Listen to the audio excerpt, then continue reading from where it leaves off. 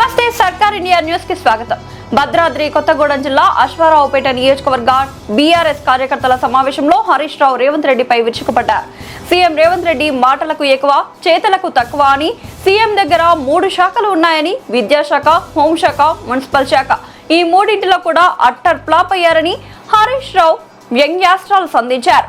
జిల్లాకు 3 మంత్రులుండి చేసింది గుండు సున్నా అని, రేవంత్ రెడ్డి 3 శాఖలు పెట్టుకుని చేసింది కూడా గుండు సున్నా అని హరీష్ రావు అన్నారు. ప్రైవేట్ స్కూళ్లలో ఫీజుల నియంత్రణలో రేవంత్ రెడ్డి ఫెయిల్ అయ్యారని, మున్సిపల్ శాఖ, హోంశాఖలో కూడా ఫెయిల్ అయ్యారని, ఢిల్లీకి సంచులు మోసే శాఖలో మాత్రం పాస్ అయ్యిందంటూ హరీష్ రావు ఎద్దేవా చేశారు.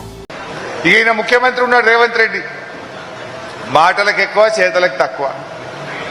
ఆయన దగ్గర 3 శాఖలు ఉన్నాయి, విద్యాశాఖ, హోంశాఖ, మున్సిపల్ శాఖ. మూడిట్లో కూడా అట్టర్ ఫెయిలే.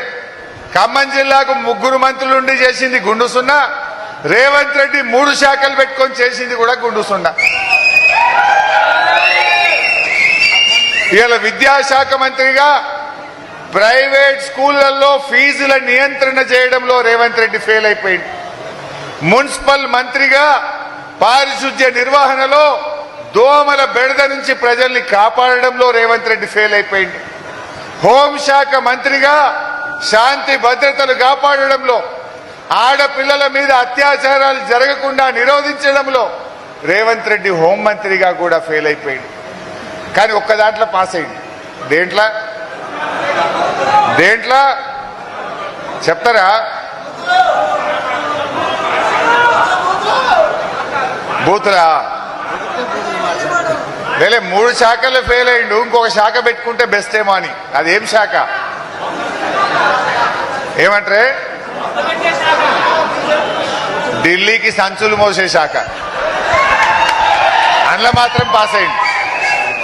కుర్చీ మాత్రం బాగా కాపాడుకుంటుండు. ఢిల్లీకి సంచులు మోసుడు, కుర్చీ కాపాడుకుంటు, గన్లు మాత్రం సక్సెస్ అయింది. విద్యాశాఖలో ఫెయిల్, హోంశాఖలో ఫెయిల్, మున్సిపల్ శాఖలో అట్టర్ ఫెయిల్ అయిపోయింది.